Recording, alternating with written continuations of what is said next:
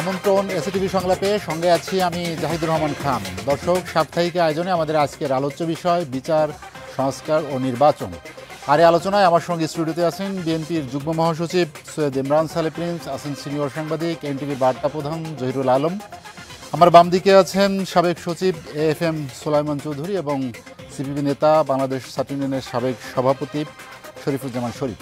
আপনাদের চারজনকে আমাদের আলোচনায় স্বাগত জানাচ্ছি। আলোচনার শুরুতে সৈয়দ ইমরান সালে প্রিন্স, আপনার কাছে যেতে চাই। আমরা যেটি শিরোনাম রেখেছি, বিচার, সংস্কার ও নির্বাচন, জাতীয় ঐকমত্যের ভিত্তিতে সংস্কার হবে মাননীয় প্রধান উপদেষ্টা সেটি বলেছেন, কিন্তু আমরা এর মাঝে বেশ অনৈক্য, টানাপোড়েন দেখতে পাচ্ছি। বিশেষ করে জামায়াত ইসলামীর সঙ্গে বিএনপি নেতাদের একটি বাদানুবাদ সম্প্রতি কয়েকদিন ধরে এটি হচ্ছে। আজও বিএনপির সিনিয়র যুগ্ম মহাসচিব রুহুল কবির রিজভী বলেছেন, জামাত ৭১-এ কি ভূমিকা ছিল, কোন সেক্টরে মুক্তিযুদ্ধ করেছে, এসব বিষয়ে জানতে চেয়েছেন তিনি। আসলে টানাপোড়েনটা কেন, কি কারণে তৈরি হলো? ধন্যবাদ আজকের এই শোতে আমাকে আমন্ত্রণ জানানোর জন্য, এবং একই সাথে আমি খুব গর্বিত এবং খুব আনন্দিত যে আমার খুব কয়েকজন প্রিয় ব্যক্তি আমার সাথে আজকে সহ আলোচক হিসাবে এখানে আছেন। তাদেরকেও শুভেচ্ছা জানাচ্ছি, দর্শক শ্রোতাদেরকেও শুভেচ্ছা জানাচ্ছি। তো আপনি যে প্রশ্নটি করেছেন, বিচার, সংস্কার এবং নির্বাচন, এটা সরকারের কয়েকজন উপদেষ্টার বক্তব্য সম্ভবত। আর পরের যে বিষয়টি বলেছেন, ঐক্য অনৈক্যের দোলাচলে আমরা পড়েছি কিনা। তো প্রথম যেটা বলছি যে আমরাও বিচার চাই, আমরাও সংস্কার চাই, আমরাও নির্বাচন চাই। তবে এটার সাথে আরও কয়েকটি জিনিস চাই। সেটা হচ্ছে সাধারণ মানুষের যে আজকে ভোগান্তি, আজকে আওয়ামী লীগ অর্থনীতিকে ধ্বংস করে দিয়ে গেছে। তারা নিত্য প্রয়োজনীয় দ্রব্যমূল্য সিন্ডিকেট করে চরম আকারে নিয়ে গেছে, চরম ঊর্ধ্বগতি। এটার আমরা নিয়ন্ত্রণ চাই এবং মানুষের ভোগান্তি যেন আর না বাড়ে সেটা চাই। আমরা আজকেই দেখলাম পত্রিকায় কিছু ভ্যাট বাড়ানো হয়েছে বিভিন্ন ক্ষেত্রে, তো সেটাতেও কিন্তু মানুষের ভোগান্তি বাড়বে। তো জনগণ আওয়ামী লীগের কাছ থেকে যেটা পেয়েছিল, নিশ্চয়ই অন্তর্বর্তীকালীন সরকারের কাছ থেকে সেটা পেতে চায় না। আমরা রিলিফ চাই, আমরা এখান থেকে মানে আওয়ামী লীগের সেই অক্টোপাসের থেকে আমরা মুক্তি চাই।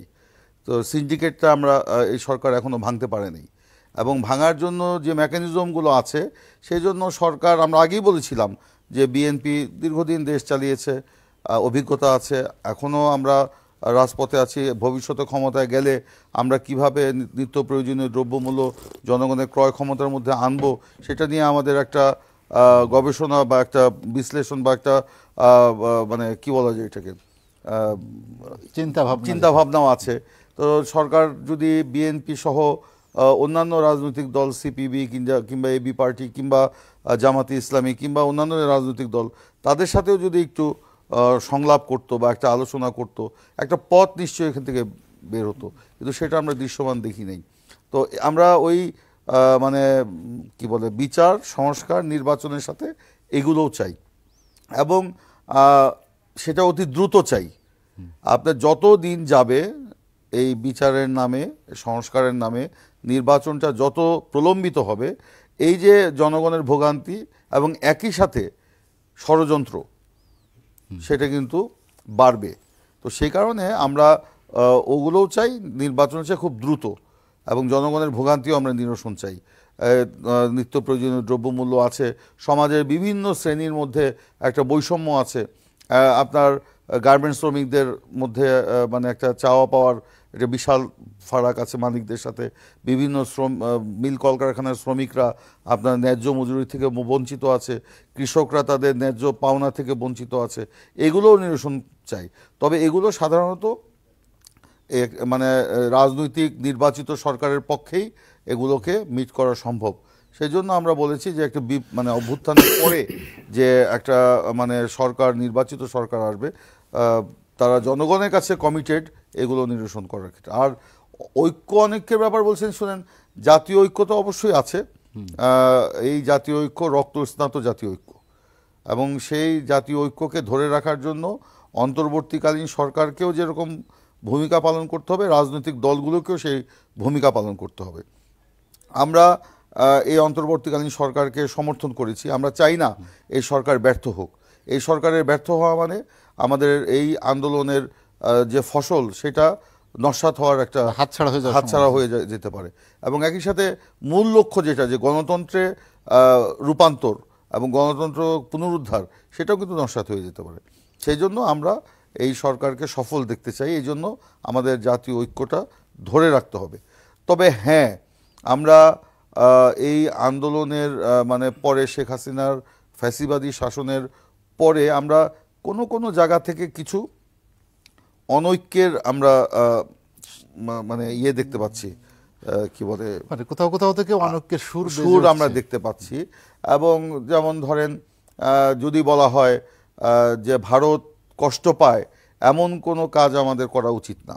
যদি বলা হয় যে আওয়ামী লীগকে আমরা ক্ষমা করে দিলাম, যদি বলা হয় যে আমরা ছাড়া বাংলাদেশে আর কেউ, আমরা এবং সেনাবাহিনী ছাড়া বাংলাদেশে আর কোনো দেশপ্রেমিক নাই, আর যদি বলা হয় যে আরও অনেক কথা বলা হয়েছে, এরকম যদি বলা হয়, তবে সেখানে তো অনৈক্যতা থাকবেই। এখানে আওয়ামী লীগ যেরকম মুক্তিযুদ্ধের একক মানে দাবিদার হয়ে বা সোল এজেন্সি নিয়ে তারা যেরকম মুক্তিযুদ্ধকে তাদের মানে কি বলা যায় এটাকে, তাদের নিজস্ব সম্পত্তি ভাবার এবং প্রকাশ করবার যে একটা সুযোগ পেয়েছিল বা যেটা করেছে, এখন যদি দেশপ্রেমকেও কেউ এটা করে, তাহলে তো হতেই পারে ইট মারলে পাটকেল খেতেই হবে, এটা তো একটা কথাই আছে। না, তবে আমাদের এই বিতর্কে বা এই অহেতুক বিতর্কের অবসান ঘটাতে হবে। কারণ এখন একটা জটিল সময়ে বাংলাদেশ পার করছে। এই জটিল সময়ে আমরা এই কুটিল বিষয়গুলোকে সামনে নিয়ে এসে পরিস্থিতিকে আরও জটিল করা এবং আরও মানে ইচ্ছাকৃতভাবে অন্যদিকে নিয়ে যাওয়া, এগুলো ঠিক না। যেমন ধরেন, আপনার বিভিন্ন বিষয়গুলো, কিছু বিষয়গুলোকে সামনে আনা হচ্ছে, প্রেসিডেন্ট মানব না, সরাতে হবে। তাহলে প্রেসিডেন্টের কাছে কেন শপথ গ্রহণ করা হলো অন্তর্বর্তীকালীন সরকার? যেমন বলা হলো আপনার প্রোক্লেমেশন। হ্যাঁ, অবশ্যই যদি সেটা হতো 5ই আগস্টের পর 6ই আগস্ট 7ই আগস্ট, অবশ্যই সেটা একটা বিষয় ছিল। এখনও মনে করি, এখন সরকার অবশ্য খুবই মুন্সিয়ানার পরিচয় দিয়েছে, রাজনৈতিক দলগুলোর পরামর্শেই হোক বা বিভিন্ন সেক্টরের পরামর্শেই হোক, তারা নিজেরাই বলছে আমরা এটা আমরা দিব। সরকারের মুন্সিয়ানার পরিচয় নাকি বিএনপি রাজি না সেজন্যই এটি পিছিয়ে গেল? এইটা আমি বলতে চাই না। আমি যদি শুধু এইটুকু বলতে চাই, সরকার জিনিসটাকে ভালোভাবে হ্যান্ডেল করেছে এবং এইটাও কিন্তু একটা অনৈক্য সৃষ্টির মানে প্লট হিসাবে বিবেচিত হতে পারত যদি এরকম কিছু ঘটে যেত। এই আন্দোলন তো সকলের সম্মিলিত প্রচেষ্টার ফল। এখানে হ্যাঁ, আমরা 15 বছর যে আন্দোলন করেছি, ছাত্ররা বৈষম্য বিরোধী ছাত্র আন্দোলন, তারা সর্বশেষ কোটা বিরোধী আন্দোলন এবং সেখানে নির্বিচারে গুলি, মানুষ হত্যার পরে তার এক দফার আন্দোলন, সেখানে তো আমরাও শরিক ছিলাম, সকলেই শরিক ছিল, সকলে এখানে শরিক ছিল। আমাদেরও তো বহু নেতাকর্মী নিহত হয়েছে, অনেক নেতাকর্মী চোখ নাই, পা নাই, হাত নাই, এখনো আপনার হাসপাতালে কাতরাচ্ছে, এখনো তো চিকিৎসার জন্য। আমাদের তো অনেক নেতাকর্মী এখানে আহত হয়েছে। একটি সংখ্যা আপনারা বলেছেন 422 জনের মতো, যে তারা, এটা তো আছে, এখানে প্রতিদিনই কিন্তু বাড়ছে। কিছুদিন আগেও আপনার একটা জানাজা পড়লাম একজনের, এই আন্দোলনে গুলিবিদ্ধ হয়েছিল, ফুসফুসে গুলি লেগেছিল, দীর্ঘদিন হাসপাতালে মৃত্যুর সাথে পাঞ্জা লড়ে কয়েকদিন আগেই তার আমরা জানাজা পড়েছি। তো এরকম তো বাড়ছে। তো আমরা তো বলছি না যে এই আন্দোলন আমরা একাই করেছি। আন্দোলন বিএনপির একার পক্ষে একা হয় নাই, করে নাই, সবাই মিলে করেছি। তো এখন সেইটার যদি কোনো প্রোক্লেমেশন, আমি ঠিক বলবো না প্রোক্লেমেশন হবে কি না, ডিক্লারেশন হতে পারে। সেই ডিক্লারেশন যদি সবাই মিলে আমরা দিতে পারি ঐক্যমতের ভিত্তিতে, সেটাই হবে যুক্তিযুক্ত। জি প্রিন্স ভাই, আমি আপনার কাছে আবার আসবো। জহিরুল আলম, জহির ভাই, আপনার কাছে যেতে চাই। আপনি শুনছিলেন যেটি সৈয়দ ইমরান সালেহ প্রিন্স বলছিলেন, যে মোটা দাগে বলতে গেলে যে সরকারের সঙ্গে বেশ কিছু বিষয় নিয়ে রাজনৈতিক দল এসে, বড় রাজনৈতিক দল বিএনপির মতনৈক্য বলবো না, বাট টানাপোড়েন বলা যায়, বিশেষ করে রাষ্ট্রপতির ইস্যু, প্রোক্লেমেশন, যেটি প্রিন্স ভাই এর মধ্যে বললেন, এই সার্বিক বিষয় নিয়ে এর মধ্যে এটা আমি একটু বলি, কারেকশন করি, সরকারের সাথে কিন্তু আমাদের কোনো বৈষম্য বিরোধী ছাত্র আন্দোলনের কারো বক্তব্য, সেখানে তো আমরা সেটা তাদেরকে ক্লিয়ার করেছি, আমরা বলেছি। কারণ বিএনপি তো একটা বড় রাজনৈতিক দল, ক্ষমতায় ছিল, অভিজ্ঞতা আছে, জি, আপনি জনগণ জহিরের কাছে চাইলে শুনে আবার আসি যে তার যাব। বিশ্লেষণ কি সাংবাদিক হিসেবে, যে আপনি কি মনে না, করেন আপনি যে যে একটু ভুল ধরিয়ে সন্দেহ দিলেন। সংশয় যে বাড়ছে দিন যত যাচ্ছে, বিষয়টি কি তেমন যে আসলে কার কর্তৃত্বে থাকবে, আন্দোলনের ফসল কে ঘরে তুলবে, এর প্রতিযোগিতার না, প্রতিফলন কি? আপনি যে ডিবেটের কথা বলছেন, রাজনৈতিক বিতর্ক থাকাটা অস্বাভাবিক কিছু নয়, এবং একটা ভাইব্রেন্ট রাজনৈতিক সমাজে এই আলোচনাগুলো চলতেই পারে, এটা নিয়ে কোনো প্রবলেম নাই, আমি কোনো প্রবলেম দেখি না। কিন্তু গভর্নমেন্টকে দেখে মনে হচ্ছে বা তাদের কথাবার্তা দেখে মনে হচ্ছে, অন্তর্বর্তী সরকারের বিভিন্ন পর্যায় থেকে যে ধরনের বার্তা আসছে তাতে মনে হচ্ছে যে দে আর ওভারলি অ্যাম্বিশাস, তাদের অনেক উচ্চাকাঙ্ক্ষা দেশকে নিয়ে। একটা অভ্যুত্থান হয়েছে, সেটা সকলের মিলিত চেষ্টায়, এবং প্রমিসটা কি ছিল, যে একটা ইনক্লুসিভ একটা সোসাইটি হবে এবং ইনক্লুসিভনেসের মাধ্যমে সবাই এগোবে। ওই জায়গার মধ্যে একটা ডিসইন্টিগ্রেশন, এক ধরনের একটা বিভক্তির কি বলবো যে সুর তৈরি হয়েছে, এটা কিন্তু কাঙ্ক্ষিত না। এবং এইখানে গভর্নমেন্টের যে রোলটা প্লে করা দরকার ছিল, তারা এটাকে একটু কি বলবো কনফিউশন ঢুকিয়ে দিচ্ছে। কনফিউশনটা এই অর্থে ঢুকাচ্ছে যে না, আপনি তিনটা স্তর ভাগ করেছেন, যে বা সরকার বলছে যে প্রথমে হচ্ছে আপনার বিচার, তারপর হচ্ছে সংস্কার, তারপরে নির্বাচন। যেভাবে ফর্মুলেট করা হচ্ছে তাতে মনে হচ্ছে যে এক একটা বিশাল বিশাল অধ্যায়, কিন্তু বিষয়টা তা নয়। কিন্তু বিচার, সংস্কার, নির্বাচন সবগুলো কিন্তু একটা সাইমালটেনিয়াস প্রজেক্টের একটা এজেন্ডার সাথে চলতে পারে, একটা কি বলবো কম্পোজিট প্ল্যান। এই কম্পোজিট প্ল্যানকে যদি আপনি আলাদা আলাদা করে দেখেন, তাহলেই কনফিউশন তৈরি হচ্ছে, মিসট্রাস্ট তৈরি হচ্ছে, এবং মানুষ এটা নিয়ে নানা ধরনের আলোচনা করছে। আপনি ধরেন বিচারের প্রসঙ্গ যদি আসে, তো বিচার তো একটা চলমান প্রক্রিয়া। আপনি এর আগে বিভিন্ন আলোচনাতে আমরা শুনেছি, ধরেন যে এই যে 21শে অগাস্টে গ্রেনেড হামলা মামলা, কিংবা 10 ট্রাক অস্ত্র মামলা, কিংবা যে অন্য মামলাগুলো যেগুলো আমরা যে মানে কি বলে স্বৈরাচার সরকারের সময় যে মামলাগুলো হয়েছে, সেই মামলাগুলোর কনসিকুয়েন্স বা তারও আগে যে মামলা হয়েছে, সেই মামলাগুলোর একটা পরিণতি দেখতে কিন্তু একটা লম্বা সময় কিন্তু অপেক্ষা করতে হয়েছে। এখন জুলাই অভ্যুত্থানের যে গণহত্যার যে দায়, সেটার বিচার প্রক্রিয়া তো শুরু হয়েছে অলরেডি, এবং এই প্রক্রিয়া চলমান, এটা চলতে থাকবে। কিন্তু এটার সঙ্গে আপনি কিভাবে এটাকে রিলেট করবেন? বিচারের প্রক্রিয়া পরে আপনি সংস্কার করবেন, সংস্কারের পরে গিয়ে আপনি নির্বাচন করবেন। তো এই জায়গার মধ্যে আপনাকে জিজ্ঞাসা করা হচ্ছে যে আপনার রোড ম্যাপটা কী। তো রোড ম্যাপটা সরকার একটা যৌক্তিক সময় নিবে, সেটা রাজনৈতিক দলগুলো বলছে। এখানে বিশেষ কোনো চাপাচাপির প্রয়োজন নাই। বিএনপি হয়তো এটা বলে নাই আগে, কিন্তু এখন গ্র্যাজুয়ালি তারা একটু অসহিষ্ণু হয়ে উঠেছে। আমরা দেখতে পাচ্ছি যে প্রত্যেকটা রাজনৈতিক গোষ্ঠীর মধ্যে একটা টলারেন্সের অভাব তৈরি হচ্ছে, এবং সেখান থেকে মূল এজেন্ডা থেকে তারা বাইরে চলে যাচ্ছে। মূল এজেন্ডা কি ছিল, যে একটা ফ্যাসিজমের হয়েছে, ডিফিট করেছে সবাই মিলে, একটা অথরিটেরিয়ান সিস্টেমের পতন ঘটেছে। সেই অথরিটেরিয়ান সিস্টেম থেকে আমরা একটা নতুন উত্তরণের পথে যাব। উত্তরণটার মূল সমস্যা ছিল যে আমাদের দেশে peaceful transfer of power ensure না।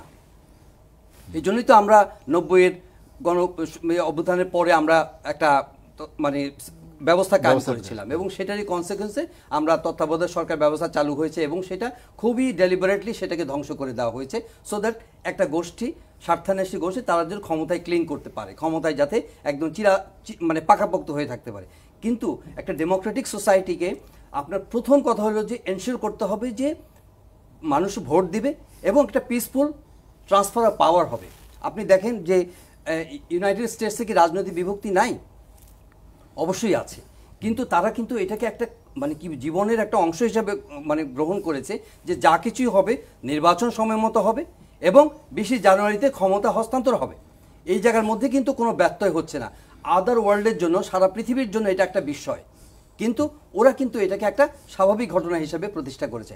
এখন আপনি যে সরকার ক্ষমতায় এসেছে গণ অভ্যুত্থানের পরে, সেই সরকারের মূল কাজ হচ্ছে যে একটা এমন একটা সিস্টেম কায়েম করা, যেখানে রাজনৈতিক গোষ্ঠীগুলো আর ক্ষমতা ভাগাভাগি নিয়ে কিংবা নির্বাচনের প্রশ্নে আর কোনো বিভক্তির মধ্যে থাকবে না। তারা নিশ্চিত হবে যে আমি জনগণের যেই অংশের সাপোর্টটা কমান্ড করি সেটা আমি এনজয় করতে পারবো, এবং সেটা আমার ব্যালটের দ্বারা রিফ্লেক্টেড হবে, আমি সেটা কি বলবো যে সেটা রেজাল্টসটা আমি পাবো, আমি ঘরে তুলতে পারবো, এইটুকু নিশ্চয়তাই তো।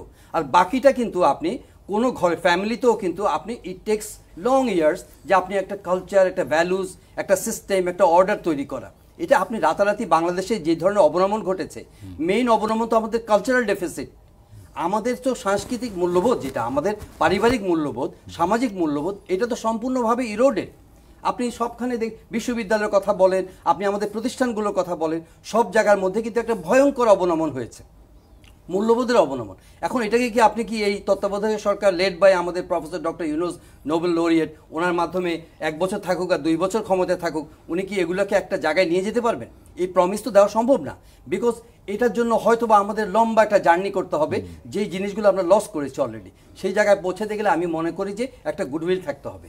ওই গুডউইলের অভাবটা, মানে অভাব বলছি না আমি, কিন্তু এক ধরনের কনফিউশন তৈরি হচ্ছে রাজনৈতিক অস্পষ্টতা গোষ্ঠীগুলোর আছে মধ্যে। এক ধরনের। আমার মনে হয় এটা, এই অস্পষ্টতা থেকে তাদের বেরিয়ে আসতে হবে, এবং এর যৌক্তিক কারণ আছে। এই অস্পষ্টতার যৌক্তিক কারণ আছে এই অর্থে, কারণ যারা গণ অভ্যুত্থানের ক্রেডিট সিকিং গোষ্ঠী তৈরি হচ্ছে, এখন উনি বলছেন যে আমার 400 এতজন মারা গেছেন, উনি বলছেন এটা কেন হবে? যেই ব্লাডশেডটা হয়েছে, যে রক্তটা দানটা হয়েছে, যে স্যাক্রিফাইসটা হয়েছে, সেইটা ফর দ্য সেক অফ, কি বলবো, যে greater interest of the nation, তাই না?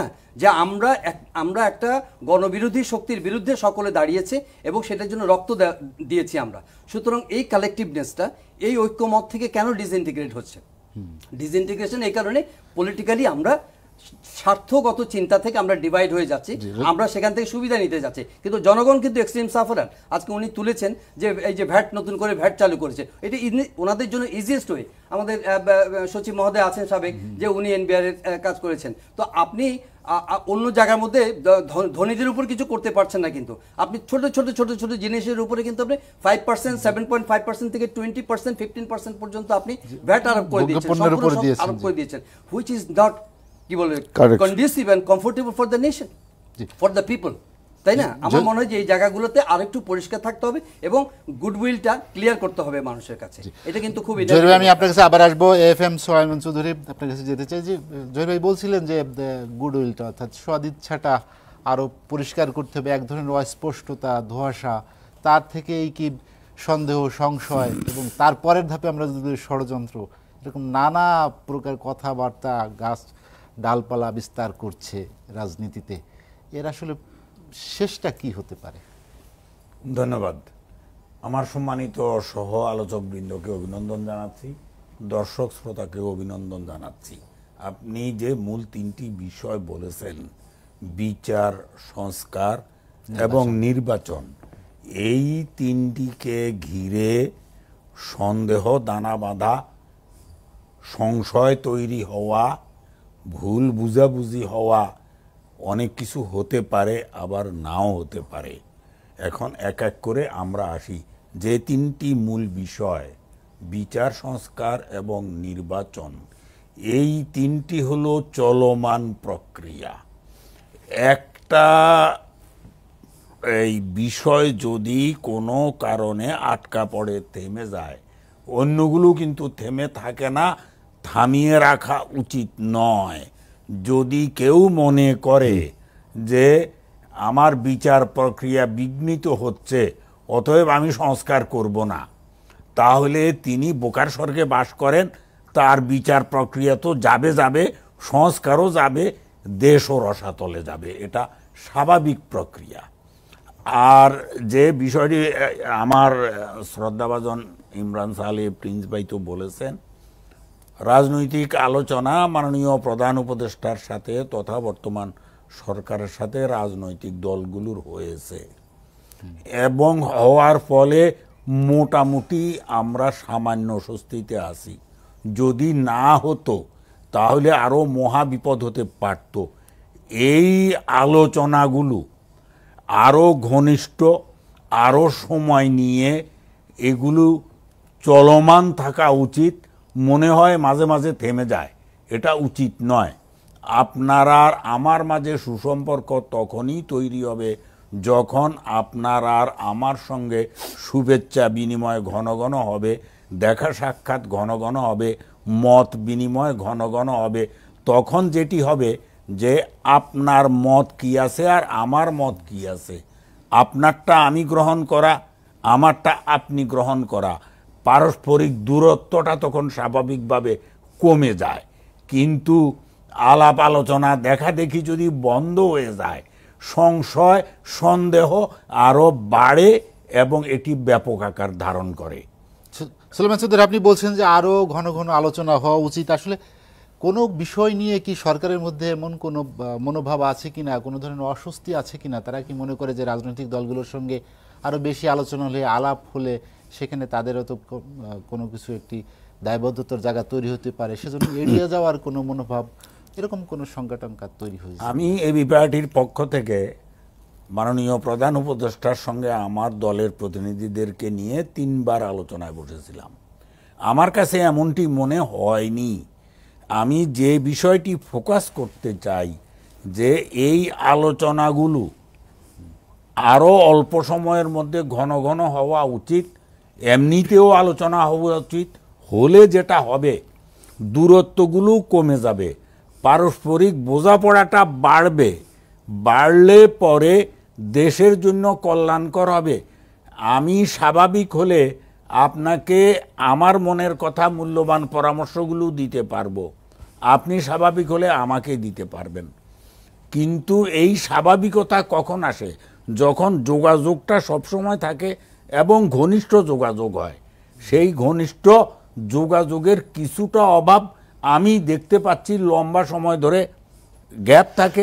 এরপরে আবার যখন কোনো একটা ক্রাইসিস বা ক্রাইসিসের সম্ভাবনা দেখা যায়, তখন আলোচনা হয়। আলোচনা তো এই গুড মুডেও, অর্থাৎ ভালো অবস্থাতে আলোচনা হলে তো এই আলোচনা আরও বেশি জমবে এবং জমার কথা।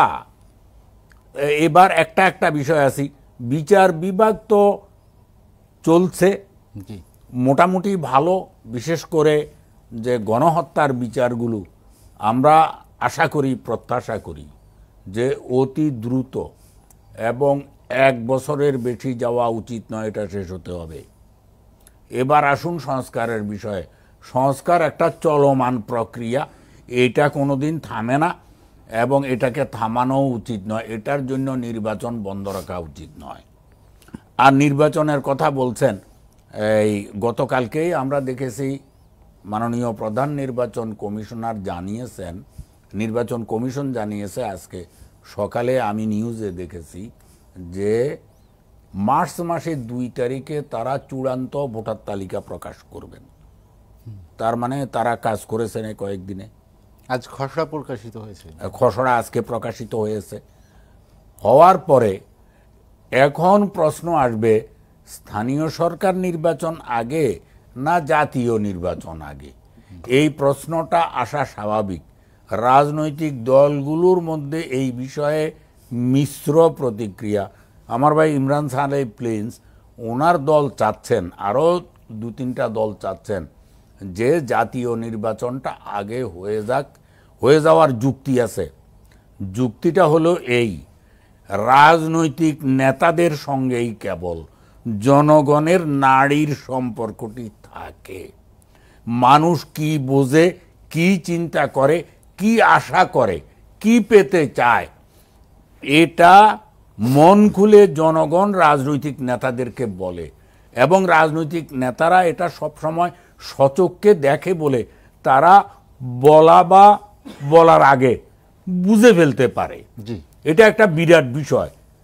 কাজেই সরকার গঠিত হলে জনগণের সঙ্গে সরকারের সেতু বন্দরটি মজবুত হবে। জনগণের আশা আকাঙ্ক্ষা, অভাব অভিযোগ জনগণ তখন নির্দ্বিধায় প্রকাশ করতে পারবে। অতএব আমি মনে করি জাতীয় নির্বাচনটা যত দ্রুত সম্ভব হয়ে যাওয়া উচিত। একটা স্টেজ এখনও নির্বাচন কমিশনের বাকি আছে, সেটি হলো ডিলিমিটেশন অথবা আসন পুনর্বিন্যাস। নতুন ভোটার লিস্ট করলে আসন বিন্যাসটি ম্যান্ডেটরি হয়ে যায়। খুব বেশি আসন বিন্যাস করা লাগবে না, অল্প সময়ের মধ্যে 1 মাস অথবা 1.5 মাসের মধ্যে আশা করি নির্বাচন কমিশন। সুলাইমান চৌধুরী, আমি আপনার কাছে আবার আসবো। শরীফুজ্জামান শরীফ, আপনি শুনছিলেন FM সুলাইমান চৌধুরী যেসব কথা বলছিলেন, এ থেকে কি মনে হয় না যে আসলে সরকার শুধু সংকটকালীন সময়ে রাজনৈতিক দলগুলোর মতো চাচ্ছে, সুসময়ে আলোচনা কম হচ্ছে, বা রাজনৈতিক দলগুলোর প্রতি তাদের পূর্ণ আস্থার কোনো ঘাটতি মনে হয় কিনা আপনার কাছে? আপনাকে ধন্যবাদ, দর্শক শ্রোতাদেরকে ধন্যবাদ, সাথে আলোচকদেরকে শুভেচ্ছা। এটা নিয়ে আলোচনা হচ্ছে অনেক দিন ধরে যে সরকার এই যে নতুন করে আবার ঐক্যের ডাক কেন দিতে হচ্ছে। আমার কাছে স্পষ্ট বক্তব্য এবং আমার অবজারভেশন হচ্ছে সরকারের মধ্যে একটা পলিটিক্যাল টার্গেট সরকার নির্ধারণ করেছে। সরকারের ভেতরে দুটো সরকার কাজ করছে। একটা সরকার হচ্ছে তার রেগুলার কতগুলো অ্যাক্টিভিটি করতে চায়, আর একটা সরকারের উদ্দেশ্য হচ্ছে নতুন একটা রাজনৈতিক শক্তি তাদের নেতৃত্বে বিকশিত করতে চায়। এবং ওই রাজনৈতিক শক্তি বিকশিত করার জন্য আপনি দেখবেন যে গণ অভ্যুত্থানের যে ছাত্র নেতা যারা ছিলেন, এরাই তো আমাদের কিন্তু আশার আলো, আমি বলবো এরা আমাদের দীর্ঘ স্বপ্নকে বাস্তবে রূপদান করেছে। কিন্তু তাদের মুখ থেকে আপনি যখন বক্তব্যগুলো শুনবেন, বিভাজন করে ফেলা, তরুণরা আমাদের সঙ্গে আর বয়স্করা হচ্ছে রাজনৈতিক দলগুলোর সঙ্গে। রাজনৈতিক দলগুলোর সঙ্গে কি তরুণরা নেই? শহীদ মিনার থেকে যখন বলা হয় যে আমরা তরুণদের প্রতিনিধিত্ব করছি, আমাদের সঙ্গে তরুণরা আছে, রাজনৈতিক দলগুলো আমাদের স্বপ্ন বাস্তবায়নে বাধা দিচ্ছে, আপনি শুনেছেন তো? এই প্রশ্নটা করা যায়, সব তরুণ তোমার সঙ্গে এটি কে বলল? এবং এই যে গণ অভ্যুত্থানের যে নেতৃত্ব দেওয়া এই যে বৈষম্য বিরোধী ছাত্র আন্দোলন, তারা সেই যে সার্বজনীনতা সেই জায়গাটা তাদের এখন নেই। কেন? যেদিন তারা রাজনৈতিক দল গঠনের সিদ্ধান্ত নিয়েছে, তার পরদিন থেকে এখানে পলিটিক্যাল যে তরুণরা এখানে অংশগ্রহণ করেছিল, বিএনপি ছাত্র যুবকদের নিয়ে, শুধুমাত্র ছাত্র যুবকদের নিয়ে বড় বড় সমাবেশ করেছে না? করেছে। তাহলে তাদের সঙ্গে ছাত্র তরুণরা নেই? আছে, তারা তো এটার মধ্যে ছিল। বিচার, সংস্কার, নির্বাচন কোনোটাই কোনোটার সাথে সাংঘর্ষিক না। শেখ হাসিনা কিন্তু একটা কথা বলতেন যে তুমি কি উন্নয়ন চাও নাকি গণতন্ত্র চাও? এখানেও কিন্তু সেই ধরনের একটা ভাবনা এর মধ্যে আছে যে আপনারা কি সংস্কার চান নাকি নির্বাচন চান। বিচার, অবশ্যই আমরা বিচার চাই। এবং আমাদের এমন কথা বলা হয়েছে যারা গণহত্যার বিচারের আগে ভোট চায় তাদেরকে জাতীয় বেঈমান, আমি ওই জায়গাগুলোতে আসছি আর কি। বিচার, সংস্কার, নির্বাচন, বিচারটা তো অবশ্যই দরকার। কারণ এই ধরনের একটা ঘটনার পর আমরা বিচার করব না, আমরা এগুলো কি বেমালুম ভুলে যাব, সেটা কি সম্ভব? মোটেই সম্ভব না। এটি হচ্ছে আমাদের একেবারে 1 নম্বর দায়িত্ব। একই সঙ্গে এটাও আপনাকে মনে রাখতে হবে, গণ অভ্যুত্থানের একজন অংশগ্রহণকারী বা সমর্থক হিসাবে আমি 5ই আগস্ট পর্যন্ত যে ঘটনাগুলো ঘটেছে আমি তারও যেমন বিচার চাইব, কিন্তু সরকার হিসাবে সরকারের দায়িত্ব হচ্ছে তার পরবর্তীকালে গতকালকে পর্যন্ত যে ঘটনাটি ঘটেছে, একজন ওই যে ইপটিজিং করতে যাওয়ার প্রতিবাদ করার কারণে একজন বাবাকে পিটিয়ে মেরে ফেলা হয়েছে গতকালকে রাতে, এই ঘটনাটি পর্যন্ত বিচার করা সরকারের দায়িত্ব। সরকার বলতে পারবে না যে আমি এই অংশের বিচার করব, আমি এই অংশের বিচার করব না, যেহেতু সরকার। সুতরাং সরকারের এই কাজটা কিন্তু অনেক চ্যালেঞ্জের। একটা মাত্র ট্রাইব্যুনাল, আমি জানি না এটি শেষ করতে কত সময় লাগবে, কত বছর আমাদেরকে অপেক্ষা করতে হবে। আমি আশা করি এই জায়গায় দ্রুততা আসবে। এক। দ্বিতীয় জায়গাটা হচ্ছে সংস্কার বলতে আপনি কি বোঝেন? নির্বাচন ব্যবস্থায় কেয়ারটেকার সরকার ফিরে আসার মধ্য দিয়ে আমি মনে করি যে নির্বাচন ব্যবস্থায় আপনার অর্ধেক সংস্কার হয়ে গেছে। কারণ নির্বাচনের সবথেকে বড় চ্যালেঞ্জের জায়গাটা কি ছিল? যে এই ধরনের একটা দলীয় সরকারের অধীনে নির্বাচনের ফলে নির্বাচনের যে মূল আকাঙ্ক্ষা, মূল উদ্দেশ্য, সেটি ব্যর্থ হয়েছে। ওই যে দলীয় সরকারের অধীনে নির্বাচনের কারণে সেটি পরিবর্তন হয়েছে। এক। দ্বিতীয় জায়গাটা হচ্ছে নির্বাচনে আমরা যে সমালোচনাগুলো করতাম, আজ থেকে ঠিক 1 বছর আগে এই টেলিভিশনগুলো আলোচনা কি ছিল? যে সরকার 7ই জানুয়ারি একটা আমি এবং ডামির নির্বাচন করতে চাইছে, মনে আছে? আজ থেকে ঠিক 1 বছর আগে। তো সেখানে আমাদের সমালোচনা কি ছিল? একদিকে সরকার যেমনিভাবে একটা নামকা ওয়াস্তে এবং পূর্ব নির্ধারিত ফলাফলের বৈধতা দেওয়ার জন্য একটা আনুষ্ঠানিক উদ্যোগ নিয়েছিল। আমরা বলেছিলাম যে এক পার্লামেন্ট বহাল রেখে আর একটা পার্লামেন্টের নির্বাচন হতে পারে না। আমরা বলেছিলাম স্থানীয় সরকারে দলীয় প্রতীক দিয়ে নির্বাচন হতে পারে না। তো এগুলি পরিবর্তন করাই হচ্ছে সংস্কার। তো এটা করার জন্য কি আপনার 2 বছর সময় লাগে? আপনি স্থানীয় সরকারে প্রতীক বাদ দিয়ে দিবেন, আপনি একটা পার্লামেন্ট বহাল রেখে আর একটা পার্লামেন্ট নির্বাচন করবেন না, আপনি নির্বাচনের টাকার খেলা বন্ধ করবেন, আপনি নির্বাচনে পেশি শক্তি বন্ধ করবেন, আপনি নির্বাচনের রিকল সিস্টেম চালু করবেন, সংখ্যানুপাতিক যে দাবিটি অনেক দলগুলো করেছে, এটি সিদ্ধান্ত নেওয়ার জন্য আপনার তো 3 বছর লাগে না, 2 বছর লাগে না, আপনি তো এটি টেবিলে বসে করতে পারেন। এক। দ্বিতীয় জায়গাটা হচ্ছে যে এই যে নির্বাচনের ক্ষেত্রে আমার মনে হয় যে যখনই এই বিষয়গুলো আসে, সংস্কার কি? শুধুমাত্র আমি যেটা দেখতে পাচ্ছি, আপনাকে 5 মাস আগে যে গণ অভ্যুত্থানে ডান বাম মধ্য উগ্র সবাই কাঁধে কাঁধ মিলিয়ে দাঁড়ালো, আজকে 5 মাস পরে আপনাকে কেন বলতে হচ্ছে যে আমাকে ঢাকায় এনে প্যান্ট কোট টাই পরা লোকজনকে ডেকে এনে আপনাকে ইউনিটির জন্য স্লোগান দিতে হচ্ছে, ঐক্যবদ্ধ হওয়ার কথা বলতে হচ্ছে? এই সর্বনাশটা কে করলো? এই সর্বনাশটা কে করলো এটি আপনাকে খুঁজতে হবে। তা না হলে আপনি 2 দিন পর পর এরকমের ইউনিটি করবেন। আপনি দেখেছেন যে ভারত ইস্যুতে বাংলাদেশের পলিটিক্যাল পার্টিগুলোর তারা যেভাবে দাঁড়িয়েছে, বাইরে অনেকে সমালোচনা করেছে, কিন্তু পলিটিক্যাল পার্টি তার ইউনিটি দেখিয়েছে, ন্যাশনাল ইন্টারেস্টে তারা একটা জায়গায় দাঁড়িয়েছে। আপনি সেই ইউনিটিটা ভেঙে দিলেন কেন? গত পরশুদিন শহীদ মিনারে যে প্লাকার্ড আপনি বহন করেছেন, আমি বিএনপির সমালোচনা করতে পারি, আমি আওয়ামী লীগের সমালোচনা করতে পারি, অন্য দলগুলোর। আপনি মির্জা ফখরুল ইসলাম আলমগীর প্লাস ওবায়দুল কাদেরকে এক প্লাকার্ডে নিয়ে এসে আপনি এটি কেন ব্যবহার করলেন? তাহলে এই যে ইউনিটিটাকে আপনি ভেঙে দিচ্ছেন, ভেঙে দিচ্ছে কারা? আপনি এক পক্ষ আর এক পক্ষকে অ্যাটাক করছেন কেন? আপনি বিভিন্নভাবে এই যে আলোচনাগুলো নিয়ে আসছেন, আমি মনে করি যে এর মধ্যে আপনার যেহেতু একটা হিডেন পলিটিক্স এর মধ্যে আছে, আপনি বিভিন্ন জায়গা থেকে পৌরসভার ওই যে কাউন্সিলরদেরকে নিয়ে এসে আপনি যখন টোপ দেন, তখন স্বাভাবিকভাবে আমার মনের মধ্যে এই প্রশ্নটা ওঠে যে আপনি এর ভেতর থেকে কোনো একটা খারাপ কাজের দিকে আপনার এই যে ইউনিটিটা আছে, জাতীয় ঐক্যবদ্ধ হয়েছিল, সেটিকে ডাইভার্ট করতে চান। আমি শেষ করব এই জায়গাটায়। আপনি ইউনিটি বলতে কেন শুধুমাত্র বিশ্ববিদ্যালয় স্টাডি সার্কেলের এজেন্ডাগুলোকে অ্যাড্রেস করতে চান? আপনি ইউনিটি বলতে কেন শুধুমাত্র মধ্যবিত্তের ড্রয়িং রুমের ইস্যুগুলো অ্যাড্রেস করতে চান? আপনি পল্লী বিদ্যুতের মিটার কেনার পরে সেই বিদ্যুতের জন্য, মিটারের জন্য আমাকে যে পয়সা দিতে হয়, এটি বাতিল করা আপনার কাছে কেন সংস্কার মনে হয় না? এই যে নতুন বছর শুরু হয়েছে, ক্লাস 6 থেকে 7-এ আপনার যে সন্তানটা উঠবে, তাকে আবার রিঅ্যাডমিশনের জন্য 6,000 টাকা দিতে হবে, একই স্কুল। এটা পরিবর্তন করাকে আপনার কাছে কেন সংস্কার মনে হয় না? আপনি এই জায়গাগুলোতে অ্যাড্রেস করছেন না। আপনি শহরের মধ্যবিত্তের কতগুলো ইস্যুকে, ভদ্রলোকের কতগুলো ইস্যুকে আপনি অ্যাড্রেস করছেন। আপনার কেন মনে হয় না যে 125 টাকা বেতন পাওয়া প্রতিদিন একজন চা শ্রমিকের জীবনমানের উন্নয়ন করা দরকার?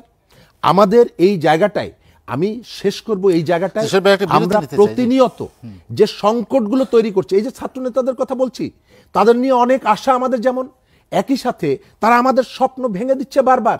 বিচারপতিদের নিয়ে আপনি একবার নামলেন, আপনি ওই রাষ্ট্রপতিকে সরাতে হবে, তারপরে হচ্ছে একে সরাতে হবে। অর্থাৎ 5 মাসে রাজনৈতিক দলগুলো যত এজেন্ডা নিয়ে এসেছে, তার থেকে বেশি এজেন্ডা আনছে তারা, একটা অস্থিরতা তৈরি করে রাখছেন তারা। শরীফ ভাই, একটা বিরতি নিতে চাই, বিরতির পরে আবার আসবো। দর্শক, এসটিভি সংলাপে নিচ্ছে একটা বিরতি, ফিরবো শীঘ্রই, সঙ্গেই থাকুন।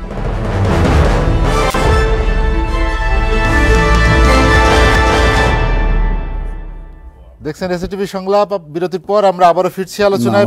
সৈয়দ ইমরান সালে প্রিন্স ভাই, আপনার কাছে যেতে চাই। আমরা যেটি শিরোনাম রেখেছিলাম বিচার, সংস্কার, নির্বাচন। শরীফুজ্জামান শরীফ বলছিলেন যে হিডেন এজেন্ডা একটা আছে, সেটি তার মনে হচ্ছে। কিন্তু এখানে আসলে সরকার যে ঐক্যমতের ভিত্তিতে আসছে, 5 আগস্টের যে গণ অভ্যুত্থান, যে জন আকাঙ্ক্ষা তৈরি হয়েছে, সেখানে আসলে কতটুকুন সম্ভব হিডেন এজেন্ডা, ব্যক্তিগত কোনো বিষয়, এগুলো আসা সম্ভব না? এগুলো আসা সম্ভব না। তবে কারো কারো মধ্যে রাজনীতি বা নতুন রাজনৈতিক দল করার যদি কোনো ইচ্ছা থাকে, সেটা গোপন না রেখে প্রকাশ্যই করা উচিত। কারণ আমরা নতুন রাজনৈতিক দল যদি হয়, এটা আমাদের বা জনগণের এখানে হতাশারও কিছু নেই বা বিচলিত হওয়ারও কিছু নেই। আমরা শত ফুলকে ফুটতে দেওয়ার নীতিতে বিশ্বাস করি। বিএনপি, আমাদের নেতা শহীদ প্রেসিডেন্ট জিয়া রহমান বহুদলীয় গণতন্ত্রে বিশ্বাস করতেন, এবং ওনার হাত ধরেই, ওনার যে বহুদলীয় গণতন্ত্র, তার হাত ধরেই কিন্তু বাকশাল থেকে আওয়ামী লীগ বের হয়ে এসেছিল, বা অন্যান্য রাজনৈতিক দলগুলো স্বনামে রাজনীতি করতে পেরেছিল, যারা আগে বাকশালে বিলীন হয়ে গিয়েছিল বা যাদেরকে বাকশাল নিষিদ্ধ ঘোষণা করেছিল। তো সেই দল আমরা করি। আমরা রাজনীতির যে প্রতিপক্ষ আমাদের, তাদেরকে রাজনীতির মাঠে রাজনীতি দিয়েই মোকাবেলা করতে চাই। এখানে আওয়ামী লীগের মতো পেশি শক্তি ব্যবহার করে দমন নিপীড়নের মধ্য দিয়ে বা একটা কর্তৃত্ববাদী ফ্যাসিবাদী একটা আচরণ করে আমরা এটা মোকাবেলা করতে চাই না। তো সেখানে যদি এরকম থাকে যে হ্যাঁ, এই নতুন একটা রাজনৈতিক শক্তি দাঁড়াবে এবং দাঁড়ানো পর্যন্ত আমরা নির্বাচনকে প্রলম্বিত করে নিয়ে যাব, তাহলে জনগণ এটা কীভাবে নিবে, সেটা হলো ভবিষ্যতেই সেটা দেখা যাবে আর কি। কিন্তু আমি যেটা ব্যক্তিগতভাবে মনে করি, যদি কারো রাজনীতি করার ইচ্ছা থাকে এখনই এটা সামনে নিয়ে আসা উচিত। আর আমাদের মহাসচিব মির্জা ফখরুল ইসলাম আলমগীর সাহেব তো একবার বলেছেন যে যারা কারো যদি বিপ্লব করার ইচ্ছা থাকে তাহলে একটা বিপ্লবী দল তাদের করা উচিত, সরকার থেকে বের হয়ে এসে। সরকারে বসে বিপ্লবী দল এটা করা যায় না। আর যা চলছে বিভিন্ন এজেন্সিকে ব্যবহার করে, এটা তো পুরনো খেলা, এটা তো পুরনো খেলা। তো এখন এগুলো বারবার যে প্রতিষ্ঠিত হবে বা এটা যে ভালো ফল দেয় না, এটা আপনার এরশাদের দল থেকে তো সেটা বোঝা যায়। এখন অস্থিরতা, মানে শরীফ ভাই বলেছেন যে এখানে দেখেন বিভিন্ন ইস্যুকে বারে বারে নিয়ে এসে একটা অস্থিরতা তৈরি করার প্রচেষ্টা আমরা কিন্তু দেখছি। এই জুলাই আগস্ট বিপ্লবের যে আকাঙ্ক্ষা, সে আকাঙ্ক্ষা কিন্তু ওই অস্থিরতাকে অনুমোদন দেয় না। এই আকাঙ্ক্ষাটা হচ্ছে জননির্ভর গঠনমূলক রাজনীতি। জনগণকে নিয়ে রাজনীতিটা করতে হবে গঠনমূলকভাবে, তাহলে আপনার এই অস্থিরতার কোনো প্রয়োজন নেই। এখন হঠাৎ করে আমার মধ্যে একটা মানে জিনিস মানে আসবে, বা আমার মাথায় একটা জিনিস আসবে, সেটা নিয়ে আমি রাস্তায় নেমে যাব, সকলকে আসতে বলবো, এই যে একটা অস্থির চিন্তা, এই অস্থিরতা একটা জাতির জন্য কোনোভাবেই একটা কাম্য নয়। আমাদের শ্রদ্ধেয় সুলাইমান ভাই বলেছেন জাতি রক্ষা পেয়েছে, আল্লাহ জাতিকে রক্ষা করুক, সেটা আমরা চাই। অস্থিরতা তৈরির চেষ্টা কেন, মানে কি কারণে তারা এটি করতে? এটা রহস্যজনক, আমরা এটা জানি না। আমি যদি এটা এভাবে বলি, আবার আমাদের ভাই মতো বলবেন যে আমরা হয়তো বলবো যে এখানে বিভক্তি করার কিছু নেই। আমরা এই আন্দোলনকে বিভক্ত করতে চাই না, সকলে মিলে আমরা এই আন্দোলনটা করেছি। এই যে এখানে আমরা বসে আছি, সবাই আন্দোলনের আমরা শরিক। তো এখন বা এখানে যারা নেই তারাও শরিক, যারা শহীদ মিনারে ছিল তারাও এই আন্দোলনের নেতৃত্ব দিয়েছে, আমরা অস্বীকার করব না অবশ্যই। কিন্তু এই যে এখন খুব একটা স্পর্শকাতর একটা জটিল সময় আমরা পার করছি, এই সময়ে জাতীয় ঐক্য যখন সবচেয়ে বেশি জরুরি এবং প্রয়োজন, সেই সময় আপনার ঐক্য বিরোধী তৎপরতা, এটা রহস্যজনক। আপনি প্রধান উপদেষ্টা ডাকলেন জাতীয় ঐক্য করার জন্য, সেখানে সকল রাজনৈতিক দল সেখানে উপস্থিত হয়ে নিঃশর্ত সমর্থন দিয়ে হলো, এবং কথা প্রস্তাব আসলো একটা কর্মসূচি আসবে, সেখানে আমরা সকলে জাতীয় ঐক্যকে দৃশ্যমান করব। সেটা যখন সেটার একদিন বা দুদিন পরেই আমরা ঐক্য বিরোধী তৎপরতা দেখতে পেলাম, এবং এমন লোকের কাছ থেকে সেটা আসলো যেটা একেবারেই মানে সরকারের ভিতর থেকেই আসলো। এটা আমরা হতাশ। তো আসলে সরকার কি করতে চাচ্ছে সরকারকে বলতে হবে। আমি আগেই বলেছি বিভিন্ন পক্ষের একটা দাবি হচ্ছে যে বিএনপি ভোটের জন্য বা নির্বাচনের জন্য এক ধরনের অসহিষ্ণু হয়ে উঠেছে, এ ধরনের একটি বক্তব্য। না, আমি বলছি আমি যে কথা একটু এটা এই প্রশ্নে আমি আসতেছি, আমি উত্তরটা দেব। তো যেটা বলছিলাম যে আমরা এই সরকারকে ব্যর্থ দেখতে চাই না। এই সরকার ব্যর্থ হওয়া মানেই আন্দোলন ব্যর্থ হয়ে যাওয়া এবং এই আকাঙ্ক্ষাকে নস্যাৎ করে দেওয়া। তো আমরা এই সরকারকে সমর্থন করি, ওন করি, এবং সরকার সফল হোক সেটা আমরা চাই, এবং সেটা জাতীয় ঐক্যমতের ভিত্তিতে। এখানে আমাদের সুলাইমান ভাই বলেছেন, শ্রদ্ধেয়, তিনি বলেছেন যে রাজনৈতিক দলগুলোর সাথে সমন্বয়, রাজনৈতিক দলগুলোর সাথে নিবিড় সম্পর্ক সরকারকে গড়ে তুলতে হবে, এবং এই দায়িত্বটা সরকারকে নিতে হবে। যেহেতু আমরা নিঃশর্ত সমর্থন দিয়েছি, আমাদের এই নিঃশর্ত সমর্থনকে দৃশ্যমান করা বা এটাকে একটা ফর্মুলেট করার দায়িত্ব হচ্ছে সরকারের। এই যে সরকার একটা বিপদে পড়লে বা একটা ক্রাইসিস সামনে আসলেই আপনি ডাকবেন, আধা ঘন্টা চা খাওয়ার জন্য বসে আপনি কথা বলবেন, তা না। এটা একটা মানে থিওরিটিক্যাল একটা আলোচনা রাজনৈতিক দলগুলোর সাথে করতে হবে, সংলাপ করতে হবে। সেই সংলাপের মধ্য দিয়ে আপনারা বের হয়ে আসতে হবে। আপনি যে প্রশ্নটা আমাকে করলেন, আমরা পরের বার এসে শুনি এটা যে জহিরুল আলম, যেটি প্রিন্স ভাই বলছিলেন যে আমরা যদি ছাত্র জনতার অভ্যুত্থানের পর যেটি 5 আগস্ট হওয়া উচিত ছিল, যেটি প্রিন্স ভাই উল্লেখ করেছেন, যেটি 31শে ডিসেম্বর দেওয়ার চেষ্টা করেছে বৈষম্যবিরোধী ছাত্র আন্দোলন, সেখান থেকে তারা একটু পিছপা হয়েছে, এর মধ্যে সরকারি দায়িত্ব নিয়েছে এটি দেবে। আপনার কি মনে হয় এই সময়ের মধ্যে আসলে কি এটি ঘোষণাপত্র হবে না শুধুমাত্র একটি ঘোষণা হবে আন্দোলনের? না, বা এটা এটি নিয়ে আসলে টানাপোড়েনটার জায়গাটা কোথায়? মানে আমার মনে হয় যে তাদের যে চেষ্টাটা যেহেতু সরকারের দিক থেকে এটা এক ধরনের মানে ভিন্ন প্রতিক্রিয়া দেখানো হয়েছে বা ভিন্ন মত দেখা হয়েছে, যেটা প্রিন্স ভাই বলেছেন যে এটা তারা খুব মানে এফিশিয়েন্টলি হ্যান্ডেল করেছেন। আমার মনে হয় যে এখানেই কিন্তু একটা সংকটের মানে আরেকটা নতুন সংকটের সূচনা। আপনি যে রাজনৈতিক বন্দোবস্তের কথা বলছেন বা বিপ্লবটাকে কিভাবে আরো বেটার ক্যাপিটালাইজ করা যায় সেটার কথা ভাবছেন, কিন্তু সেটার মানে ছাত্রদের মধ্যে একটা প্রবণতা দেখা যাচ্ছে যে বিশেষ করে বৈষম্যবিরোধী ছাত্র আন্দোলন বলেন বা জাতীয় নাগরিক কমিটি, তারা মানে আপনার মেইন পলিটিক্যাল ফোর্সকে একটু মানে কি বলে অন্য চোখে দেখতে চাচ্ছে। এবং এখানে আমার মনে হয় অন্তর্বর্তী সরকার ইনক্লুডিং দ্য চিফ অ্যাডভাইজার ছাত্রদের প্রতি তাদের একটা যথেষ্ট কি বলবো যে এক্সপ্রেস সহানুভূতি প্রকাশিত আর কি। এই মানে এই ওভার সহানুভূতিটা আমার মনে হয় যে অন্তর্বর্তী সরকারের যে কি বলে একটা ওভারঅল রেসপন্সিবিলিটি, সেই রেসপন্সিবিলিটির মধ্যে কিন্তু এটাকে আমি মনে করি যে খুব যৌক্তিক মনে হচ্ছে না। কারণ এখানে যেহেতু সবাইকে আপনি স্টেক হোল্ডার হিসেবে আপনাকে সমান প্রায়োরিটাইজ করতে হবে, সুতরাং ছাত্রদের প্রত্যাশা থাকতে পারে নতুন রাজনৈতিক বন্দোবস্তের। বর্তমান সিস্টেম সম্পর্কে তাদের অনাস্থা আছে, নানা ধরনের তাদের হতাশা আছে এটা, এবং যেটা বৈষম্যবিরোধী ছাত্র আন্দোলন নেতৃবৃন্দ বারবারই বলছেন। কিন্তু মূল রাজনৈতিক শক্তিকে ডিফাই করে এটা বাস্তবায়ন করা খুব কঠিন কাজ, এবং সেটা আগে বলেছি যে এটা ওভারনাইট কোনো পরিবর্তন কিন্তু আনা সম্ভব না। একটা অভ্যুত্থানের মাধ্যমে একটা স্বৈরাচারকে আপনি পতন ঘটাতে পারবেন, কিন্তু বাকি ব্যবস্থা যেগুলো ধরেন সংস্কারের কথা বলা হচ্ছে, এগুলো কিন্তু বেসিক সংস্কার।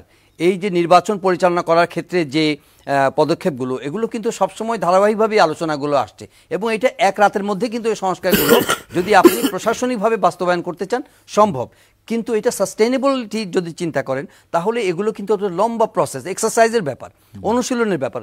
উনি বলছিলেন যে নির্বাচনে কালো টাকা বা আপনার পেশি শক্তির দৌরাত্ম্য, এখন এটা তো কাগজে কলমে নির্বাচন কমিশনের কি বলবো যে এনফোর্সমেন্টের মধ্যে থাকবে নির্বাচনের সময়, কিন্তু কালো টাকার দৌরাত্ম্য কি সামনের নির্বাচনে শেষ হয়ে যাবে, কিংবা আগামী কয়েকটা নির্বাচন আমি শেষ করে দিতে পারবেন? সো আমার মনে অপেক্ষা করতে হবে। আবার দেখা যায় যে সংবিধানকে পুরোপুরি একটা তারা মানে ডিসকার্ড করে দিতে চাচ্ছেন। এখন এটাও তো একটা অ্যাম্বিশাস ব্যাপার। সংবিধানকে ডিসকার্ড করে দিতে চাইলে সেটা 5ই আগস্টের পরে যে একটা মানে কি বলবো যে ঐক্যের কথা বলা হয়েছিল, সেটাকে ক্যাপিটালাইজ করে যদি করা হতো সেটা হতো ডিফারেন্ট আপনার স্টোরি হতে পারতো, ডিফারেন্ট হতে, তখন একটা অন্য ধরনের স্পিরিট ছিল। কিন্তু এখন তো মানে বিভিন্ন গোষ্ঠী, বিভিন্ন রাজনৈতিক শক্তি, বিভিন্ন মহল, তাদের ভিন্ন ভিন্ন চিন্তা তৈরি হচ্ছে। তারা এখানে নানা ধরনের কি বলবো সন্দেহ, নানা ধরনের অবিশ্বাস, নানা ধরনের ভাবনা, নানা ধরনের চেতনার কথা বলছেন। তো আমার মনে হয় যে সেখানে একটা মানে কালেকটিভ একটা ইউনিফর্ম একটা পদক্ষেপ নেওয়া এটা কঠিন ব্যাপার। সুতরাং ছাত্রদেরকেও এই কথা মনে রাখতে হবে, যারা ইঙ্গিত করছেন এটা পরিষ্কারভাবে বোঝা যাচ্ছে যে ছাত্রদের আকাঙ্ক্ষার ব্যাপারে মূল রাজনৈতিক শক্তিগুলো কমপ্লাই করছে না বলে তারা অভিযোগ করছে। যেহেতু তারা দ্রুত নির্বাচন চায়, তার নির্বাচনের জন্য তারা অস্থির হয়ে উঠেছে। বিষয়টা তো অনেকটা তাই, কারণ গত 3টি নির্বাচন মানুষ ভোট দিতে পারেনি, যারা ভোটাররা ভোট দিতে পারেনি, মূল সংকটও সেখান থেকেই তৈরি হয়েছে। সুতরাং নির্বাচনী একটা প্রক্রিয়াতে আপনার ঢুকতে হবে, তারপরে ওই নির্বাচনী প্রক্রিয়ায় কিন্তু আপনাকে একটা কি বলে পরিবর্তন, একটা ইতিবাচক পরিবর্তনের পথে নিয়ে যাবে। এটা বলা যাবে না যে নির্বাচনের মাধ্যমে যে সরকার আসবে তারাই একটা সহি, একটা খুব উপযুক্ত এবং জনগণের আকাঙ্ক্ষার প্রতিফলন করার মতো একটা শক্তি ক্ষমতায় আসবে, হয়তো এটা নয়, কিন্তু সেই সুযোগটা তৈরি করার মতো পথ পেভ করে দিতে হবে অন্তর্বর্তী সরকারকে। সেখানে যদি বিলম্ব হয়, সেখানে যদি নানা ধরনের এই যে সংস্কার বা বিচারের প্রক্রিয়াগুলোকে, যেটা জনাব সুলাইমান চৌধুরী বলেছেন যে এগুলাকে যদি আপনার অজুহাত হিসেবে দাঁড় করানো হয়, তাহলে কিন্তু আমার মনে হয় যে এটা একটা অবিশ্বাস তৈরি করবে। আমার অন্তর্বর্তী সরকারের উচিত হবে সেই অবিশ্বাসের জায়গায় না যাওয়া এবং কোনো কিছুকে স্পন্সর না করা। সরকার সকলের সরকার, এই সরকার জাতীয় ঐক্যের সরকার বলা যায়।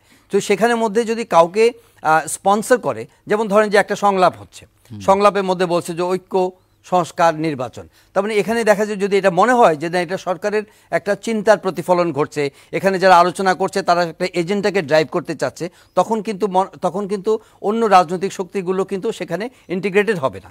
এবং আরেকটা বিষয় আসছে যে একটু আপনার কানেক্টেড থাকা, যে সংকট ঘনীভূত হলে পরেই আমরা জাতীয় ঐক্যের কথা বলবো, তারপরে আমরা আলাদা হয়ে যাব এবং আমরা মানে এখানে কিন্তু আরও কিছু ইম্পর্টেন্ট মানে কি বলবো যে রাষ্ট্রীয় প্রতিষ্ঠান আছে, যে রাষ্ট্রীয় প্রতিষ্ঠানগুলো কি চায় সেগুলো কিন্তু আমাদের দেখতে হবে। তো আমার মনে হয় যে একটা মানে সব কিছু মিলিয়ে একটা কালেকটিভ গুডউইলের ব্যাপার, যেটা আমি অভাব দেখতে পাচ্ছি এই মুহূর্তে, এবং ছাত্রদেরকেও এটা চিন্তা করতে হবে যে নতুন রাজনৈতিক বন্দোবস্তের বিষয়টা একটা অত্যন্ত উচ্চাভিলাষী একটা ব্যাপার। সেই নতুন রাজনৈতিক বন্দোবস্ত যদি তারা চায় তারা দল গঠন করবে এবং দল গঠনের মাধ্যমে তারা একটা নিয়মিত একটা এক্সারসাইজের পলিটিক্যাল এক্সারসাইজের মধ্যে দিয়ে যাবে।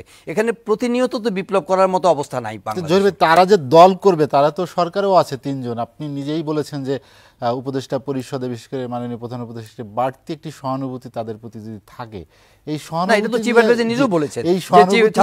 তারা রাজনৈতিক দল করবে তখন অন্য রাজনৈতিক দলগুলোকে সেটি ভালো চোখে দেখবে কিনা। না, যদি না দেখে সেটা রাজনীতির মাঠই ডিসাইড করবে, কিন্তু তার they should come up with their political identity. তারা তাদের পলিটিক্যাল আইডেন্টিটি, তাদের এজেন্ডা, তাদের ম্যানিফেস্টো, তাদের ভিশন, সেগুলো নিয়ে তারা হাজির হোক, তাতে তো কোনো অসুবিধা নাই। এবং একটা পলিটিক্যাল ডিসকোর্সের মধ্যে এগুলো খুবই ওয়েলকামিং, খুবই হেলদি প্র্যাকটিস। কিন্তু যেটা বলা হচ্ছে সেটা হচ্ছে যে তারা কিছু জিনিসকে স্ট্রাইক করছেন, খুব ডিরেক্টলি স্ট্রাইক করছেন, যে কনভেনশনাল রাজনৈতিক শক্তিগুলোকে স্ট্রাইক করে।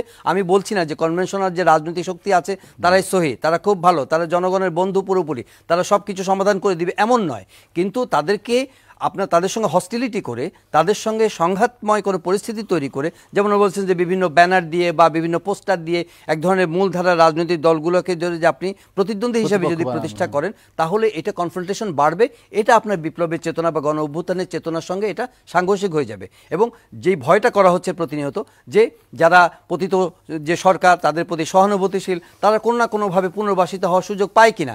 তো আপনার মধ্যে যদি অনৈক্য থাকে, আপনার মধ্যে কনফিউশন থাকে, তাহলে তো সেই সম্ভাবনা বা সেই আশঙ্কা উড়িয়ে দেওয়া যায় না। তা আমার মনে হয় যে ওই জায়গাতে মানে যারা স্টেক হোল্ডার্স আছেন তাদের কিন্তু একটু সুবিবেচনাপ্রসূত পদক্ষেপ গ্রহণ করতে হবে। এরকম না যে চিফ অ্যাডভাইজার বা আমাদের যে অন্য যারা উপদেষ্টা রয়েছেন তাদের প্রতি কিন্তু জনগণের এখনও পূর্ণ সমর্থন রয়েছে, রাজনৈতিক গোষ্ঠীর সমর্থন রয়েছে। ওনারা যখনই ডাকছেন তখনই রাজনৈতিক দলগুলো সেখানে যাচ্ছে। মিডিয়াও তাদের প্রতি কিন্তু এখন পর্যন্ত যথেষ্ট মেজার্ড ক্রিটিসিজমে আছে। আমি মনে করি যে এখনও কিন্তু একেবারে ব্লান্ট, খুবই মানে নেতিবাচক কোনো সমালোচনার মধ্যে যায়নি, কিন্তু নেতিবাচক সমালোচনার জায়গা কিন্তু তৈরি হলেও কিন্তু এখনও সেইভাবে আসেনি, হওয়ার কিন্তু সুযোগ আছে। আপনি দ্রব্যমূল্যের কথা বলছেন, জনগণের এই যে মানে ভ্যাট সম্পূরক কর এগুলো আরোপের কথা বলছেন, আপনি ট্রাফিক যানজটের কথা বলছেন। এই যে কালকেই দেখেন চিফ অ্যাডভাইজার গেছেন যে আপনার বাণিজ্য মেলা, ইন্টারন্যাশনাল ট্রেড ফেয়ার ওপেন করতে, সারা শহরই তো মোটামুটি আপনার কলাপস। এখন ঘটনা হচ্ছে যে উনি কি চিফ অ্যাডভাইজারকে যাবেন না করতে? যাবেন, কিন্তু সেই যদি আগের ব্যবস্থাই জয়, আগের প্রধানমন্ত্রী যখন চলতেন তখন যেভাবে জনজীবন বিপর্যস্ত হয়ে যায়, আমরা তো আশা করব যে এখনকার যে সরকার আছে তাদের দ্বারা জনজীবন কোনোভাবে বিপর্যস্ত হবে না। আমরা ঘন্টার পর ঘন্টা রাস্তার মধ্যে যানজটে আটকা পড়ে থাকবো না। আপনি দেখেন যে পুরো পুলিশ সিস্টেম যখন একজন ভিভিআইপি মুভ করছেন, পুরো শহরে কিন্তু পুরো পুলিশ সিস্টেম কিন্তু সেখানে এনগেজড হয়ে যাচ্ছেন। তো ওনাদের কাজ কি শুধু একটা ভিভিআইপিকে প্রোটোকল দেওয়া? আর যে ল অ্যান্ড অর্ডার আছে সেগুলোকে প্রোটেক্ট করে না, সেই ব্যাপারগুলোতে তারা কতটা মনোযোগী হচ্ছেন? আমার মনে হয় যে এই ডে টু ডে অ্যাফেয়ার্সগুলো তাদেরকে অ্যাড্রেস করতে হবে। এই ডে টু ডে অ্যাফেয়ার্সগুলো যদি অ্যাড্রেস না করে তাদের যদি লং টার্ম ভিশন নিয়ে চিন্তা করেন, নতুন দল গঠনের ব্যাপারে স্পন্সর করার চিন্তা করেন, অথবা প্রকাশ্য অথবা অপ্রকাশ্য কোনো শক্তি তাদেরকে যদি সহযোগিতা করার চেষ্টা করে, অথবা মানে যারা এই মানে আকাঙ্ক্ষা নিয়ে কাজ করছেন বা উচ্চাভিলাষ নিয়ে কাজ করছেন তারা যদি ভাবেন যে তারা বিষয়টাকে চলমান প্রক্রিয়াটাকে বিলম্বিত করে দিবেন, তাহলে definitely this will be very chaotic and confrontational. Zahir ভাই, আমরা আরেকটা বিরতি নিতে চাই, বিরতির পর আবার আসবো। দর্শক, এসটিভি সংলাপে নিচ্ছে আরেকটা বিরতি, ফিরবো শীঘ্রই, সঙ্গেই থাকুন।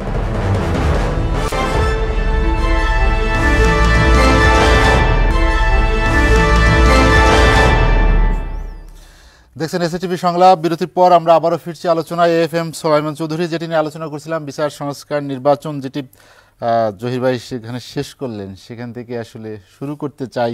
নতুন রাজনৈতিক দল সবাই ওয়েলকাম জানাচ্ছে, কিন্তু এক ধরনের সহানুভূতি থাকলে সেই ওয়েলকাম আসলে কতটা সার্থক হবে রাজনৈতিক দলগুলোর ক্ষেত্রে? নতুন রাজনৈতিক দল কয়েকভাবে হতে পারে, কয়েক আকারে হতে পারে, কয়েক প্রকারে হতে পারে। 2 বা 3 জন বা ততোধিক মানুষ একত্র হয়ে কিছু নির্দিষ্ট ইস্যুতে একমত হলো এবং চিন্তা করলো যে একটি রাজনৈতিক দল গঠন করা দরকার। All of them are private person, তারা চেষ্টা করতে লাগলো। চেষ্টা করতে করতে শেষ পর্যন্ত একটা রাজনৈতিক দলের ঘোষণা দিল, এটার কার্যক্রম শুরু করলো। আস্তে আস্তে এটার বিস্তার ঘটতে লাগলো, রাজধানী থেকে জেলাগুলোতে, জেলাগুলো থেকে উপজেলাগুলিতে, ইউনিয়ন পরিষদে, এই করতে করতে 15-20 বছর পরে গিয়ে তারা একটি রাজনৈতিক দলের আকার পেল, অনেক কাঠখড় পুড়িয়ে। এটা একটা হতে পারে। আর একটা যেটা এখন আলোচনা হচ্ছে, বিশেষ করে জহির ভাই এবং ইমরান সালে ভাইও কিছুটা ইঙ্গিত দিয়েছেন, আমাদের দেশের গোয়েন্দা সংস্থাগুলোর চার্টার অফ ডিউটিতে পরিষ্কারভাবে লেখা নাই কোনো রাজনৈতিক দল গঠন করা বা স্পন্সর অথবা সহযোগিতা করা অথবা কোনো রাজনৈতিক দলের বিরোধিতা করা। কিন্তু অন্যভাবে আছে, তা হলো এইগুলোর নিয়ন্ত্রক হলেন খোদ সরকার প্রধান। সরকার প্রধান যা বলেন তা গোয়েন্দা সংস্থাগুলো মানতে বাধ্য। প্যাঁচটা কোথায় বোধহয় আমি বুঝাতে পেরেছি? জি, ক্লিয়ার। একদম। ফলে এগুলি এইভাবে হয়। কিন্তু এই ধরনের রাজনৈতিক দলগুলো টেকে না। জিয়াউর রহমান সাহেবেরটা টিকে ছিল, তার আমি তখন ছাত্র ছিলাম, তিনি এই রাস্তায় যাননি। অর্থাৎ গোয়েন্দা সংস্থাগুলোকে কাজে লাগিয়ে দল গঠন করার কাজে কিন্তু তিনি যাননি। আমার পরিষ্কার মনে আছে, তিনি রাষ্ট্রপতি ছিলেন, তিনি নিজে উদ্যোগ নিয়ে বেসামরিক প্রশাসনের কিছু সহযোগিতা তিনি নিয়েছেন, আর গোয়েন্দা সংস্থাগুলোর কাছ থেকে বিভিন্ন তথ্য উপাত্ত নিয়েছেন বিভিন্ন রাজনৈতিক নেতা কর্মীদের সারা দেশব্যাপী, নিয়ে ব্যক্তিগতভাবে তাদের সকলের সঙ্গে তিনি যোগাযোগ করেছেন। ওই জেলায় গেলে তাদেরকে দাওয়াত দিয়েছেন, তাদের সঙ্গে চা খেয়েছেন অথবা ডিনার করেছেন, গল্প গুজব করেছেন। এইভাবে তিনি কিন্তু রাজনৈতিক দলটি বিএনপি গঠন করেছেন। আমি নিজের চোখে দেখেছি বলে এটা বলছি। তো দুই গঠনের মধ্যে অনেক তফাৎ আছে। আমাদের দেশে এখন যেভাবে হচ্ছে, আর আমার ছাত্র ভাইয়েরা যদি মনে করে থাকে, আশা করি এটা তারা মনে করে না, তারা মানে এই যুবকরা এবং কম বয়স্করা বৃদ্ধদের চাইতে অনেক চৌকস, অনেক বুদ্ধিমান। অতএব ধরে নিচ্ছি যে তারা এমনটি মনে করেন না, তারা নিজেরা রাজনৈতিক দল গঠন করবেন। কিন্তু ভুল ক্রমে তারা যদি কারো সহযোগিতায় রাজনৈতিক দল গঠন করতে চান, তাহলে আপাতত কিছুদিনের জন্য দেখা যাবে রমরমা, কিন্তু তার ভবিষ্যৎ অন্ধকার। এই ধরুন আমার কথাই, অবসরে আসার পরে দীর্ঘদিন চেষ্টা করে 5 বছর আগে একটি রাজনৈতিক দল ঘোষণা করেছি। কত লাঞ্ছনা, গঞ্জনা, অপমান, কত ধরনের বিপত্তি কাটিয়ে এখন পর্যন্ত ওই দলের কোমরটি মজবুত হয়নি। আমরা 64টি জেলার মধ্যে কেবল মাত্র 5 বছরে 53টি জেলায় কমিটি গঠন করতে পেরেছি। 250-এর মতো উপজেলায় কমিটি গঠন করেছি, উপজেলা 500-এর কাছাকাছি। শুধু কমিটি গঠন করা, ইউনিয়নে তো যেতেই পারিনি। টোটাল যদি আমরা এই প্রাণান্তকর চেষ্টা চালিয়ে যাই, আরো 10 বছর পরে গিয়ে মোটামুটি আমরা বাংলাদেশে হাতে গোনা যায় এইরকম একটা রাজনৈতিক দলে পরিণত হব, উল্লেখযোগ্য কোনো দলে নয়। রাজনৈতিক দল গঠন করা এত সহজ না, যত সহজ মানুষে কল্পনা করে। আমার মনে হয় এখানে তো আমার ভাই আছেন, তিনি ইমরান সালে ভাই আছেন, উনিও আছেন, সবাই একমত হবেন যে রাজনৈতিক দল গঠন করা অর্থাৎ মানুষের মনকে জয় করা, নিজের মতের মধ্যে আনা, এটা যে কত কঠিন এবং দুরূহ কাজ, এইটাতে হাত না দিলে, না করলে বোঝা অসম্ভব। তারপরেও কেন মানুষ মনে করে যে নাকি ক্ষমতার কাছাকাছি যাওয়ার জন্য এবারের গণঅভ্যুত্থানের যে একটি বড় আকাঙ্ক্ষার কথা বলা হয়, যেটি ক্ষমতার পালাবদল হবে না, ক্ষমতার রূপান্তর হবে, সেই রূপান্তরের জায়গায় নতুন রাজনৈতিক বন্দোবস্তের কথা বলা হচ্ছে, সেটি আসলে কিভাবে সম্ভব যদি অনৈক্যের সুর এখনই বেজে ওঠে? এটা বলার কথা, এই জন্য এই সমস্ত কথা বলে। যেমন আরেকটা কথা, এই জহির ভাই একদম ঠিকঠাক মতো বলেছেন, তারুণ্যের কথা, উনিও তারুণ্যের কথা বলেছেন। তারুণ্যের কথা কেবলমাত্র আপনি যদি বলেন, হ্যাঁ তরুণরা কিন্তু অনেক বেশি স্যাক্রিফাইস করে, তাদের ত্যাগ তিতিক্ষা এটা আমার মতো হবে না, আমার চাইতে 10 গুণ 20 গুণ 100 গুণ বেশি হবে। আপনি একটা ছোট্ট জিনিস খেয়াল করেন, এই যে বিপ্লবটা হলো, এই স্বল্প সময়ের বিপ্লবে তরুণরা নেতৃত্ব দিয়েছে, সকল রাজনৈতিক দলের তরুণরা, বৃদ্ধরা সঙ্গে ছিল। সরকার গঠন করার জন্য দরকার তো হয়েছে ডক্টর ইউনূসের, কোনো তরুণ তো আর সরকার প্রধান হয়নি। কেন হয়নি এটা একটু কল্পনা করে দেখেন সবাই মিলে। যদি হতো, যুক্তির খাতিরে ধরে নেই, তাহলে যিনি ওই তরুণ যিনি হতেন তিনি চালাতে পারতেন না। ডক্টর মোহাম্মদ ইউনূস তো অন্তত চালাতে পারছেন। এগুলি বুঝে নিতে হয়। এগুলি যদি না বুঝে তাহলে ওই ব্যক্তি মার খায়। এবং উচ্চাসা থাকা ভালো, তবে অতি উচ্চাসা দেশের জন্য অমঙ্গল ডেকে আনে। সুলাইমান চৌধুরী, আমি আপনার কাছে আবার আসবো। শরীফুজ্জামান শরীফ, যেটি নিয়ে আমরা আলোচনা করছিলাম, নতুন রাজনৈতিক বন্দোবস্তের কথা বলা হচ্ছিল যে ক্ষমতার পালাবদল হবে না, ক্ষমতার রূপান্তর হবে। এবার অনেক কিছু সংস্কারের মধ্যে এগুলো আসবে। সেই রূপান্তরের জায়গাটা আসলে কিভাবে হবে, তার রূপরেখা কি, সে বিষয়ে জাতীয় অপেক্ষা করছে। সেই অপেক্ষার পালাটা আসলে কতদিন হবে? ধন্যবাদ। আমাদের এখানে যে পরিবর্তনটার 1 বছর আগে আমাদের এই দক্ষিণ এশিয়ায় আর একটা দেশ শ্রীলঙ্কায়, আপনার মনে আছে, প্রায় একই রকমের একটা পরিস্থিতি তৈরি হয়েছিল। 1 বছর সময় অতিক্রান্ত হয়েছে সেখানে, 1 বছর আরো 2-3 মাস। এর মধ্যে তারা তাদের অর্থনীতি, তাদের রাজনীতি, তাদের সমাজ জীবনে মোটামুটি একটা শৃঙ্খলার জায়গায় কিন্তু নিয়ে এসেছে। তাদের যদি আপনি জিডিপি দেখেন, তাদের যে মুদ্রাস্ফীতি দেখেন, অনেকগুলো জায়গায় একটা পরিবর্তন এসেছে। তারা দুটো নির্বাচনও কিন্তু এর মধ্যে শেষ করে ফেলেছে। কেন? কারণ তারা এই জায়গাটাকে, পরিবর্তনটাকে মিন করেছে। শিক্ষার্থীরা, ছাত্ররা, আমার পরিচিত কিছু লোকজন আছে সেখানে, তাদের সাথে জিজ্ঞেস করি, ওরা কিন্তু সরকারকে ফেলে দেয়। গোতাবায়া রাজাপাকসে যখন পালিয়ে গেছে, রাজনৈতিক দলগুলো একটা জায়গায় এসেছে, তারা তাদের কর্ম পদ্ধতি ঠিক করেছে, কাজ করেছে, এবং এর ভেতর থেকে তারা গণতন্ত্রের জায়গায় ফিরে গেছে। তাদের মধ্যে প্রতিনিয়ত এই যে নানা রকমের ইস্যু ক্রিয়েট করা, নিজেদের মধ্যে আত্মঘাতী, ভ্রাতৃঘাতী সংঘাতে লিপ্ত হওয়া, এই কাজগুলো তারা করেন। আপনি এই গণঅভ্যুত্থানে শুরুটা হলো কিসের মাধ্যমে? বৈষম্য বিরোধী ছাত্র আন্দোলন, তাই তো? আপনি গত 5 বছর আমাদের এই হিরোদের কাছে আমি এখান থেকে জিজ্ঞেস করি, শিক্ষাক্ষেত্রে যে বৈষম্যগুলো আছে, আমরা এই প্ল্যাটফর্ম থেকে কোনো জায়গা কি অ্যাড্রেস করা গেছে? আপনি বলতে পারবেন যে শিক্ষার ইস্যুতে এই প্ল্যাটফর্ম থেকে এই জায়গাটাকে আমরা অ্যাড্রেস করেছি? নো। আমরা আজকে জাতীয় পার্টি নিষিদ্ধ করতে হবে, কালকে বাসদ সিপিবি নিষিদ্ধ করতে হবে, তারপরের দিন বিচারপতিদেরকে তাড়াতে হবে, তারপর সংবিধান কবর দিতে হবে। অর্থাৎ প্রতিনিয়ত একটা টেনশন যদি আপনি ক্রিয়েট করে রাখেন।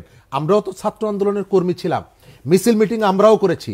একটা মিছিল করলে তারপরে 9-10 ঘন্টা মাথার মধ্যে আর কিছুই থাকে না, লেখাপড়া থেকে কিছুই থাকে না। এই যে শিক্ষার্থীরা এই মুহূর্তে রাজশাহী বিশ্ববিদ্যালয়ে, সেখানে ভিসি প্রভিসি সবাইকে আটকে রাখা হয়েছে প্রতিদিন। আপনি প্রতিদিন এই যে আমরা, এই যে শিক্ষার্থীরা তরুণ, আমরা কিন্তু এর আগে আলোচনা করেছি, আওয়ামী লীগের সময় আমাদের বিশ্ববিদ্যালয়গুলো র্যাঙ্কিং অনেক পেছনে চলে গেছে, সেই আলোচনা এখন নাই। তার মানে কি আমরা বিশ্ববিদ্যালয়ের শিক্ষার মান উন্নয়ন করে ফেলেছি? নো। আমি আপনাকে যে বিষয়টা বললাম, যে এই যে ইস্যুগুলো আছে, শিক্ষার্থীর যে ইস্যু আছে, গ্রাম শহরের মধ্যে শিক্ষার যে বৈষম্য আছে, শিক্ষাক্ষেত্রে বা রাষ্ট্রীয় বরাদ্দর ক্ষেত্রে যে বৈষম্য আছে, এই জায়গাগুলো কি অ্যাড্রেস করা যেত না? আপনি তাদের কাছে কি কখনো শুনেছেন? আমি দেখতে পাই প্রতিনিয়ত চোয়াল শক্ত করে একে ধরবো, তাকে মারবো, তাকে খেয়ে ফেলবো, এর ভেতর থেকে। অথচ 156 জন সমন্বয়ক বাংলাদেশের পার্লামেন্টের মেম্বার কত? 300 জন।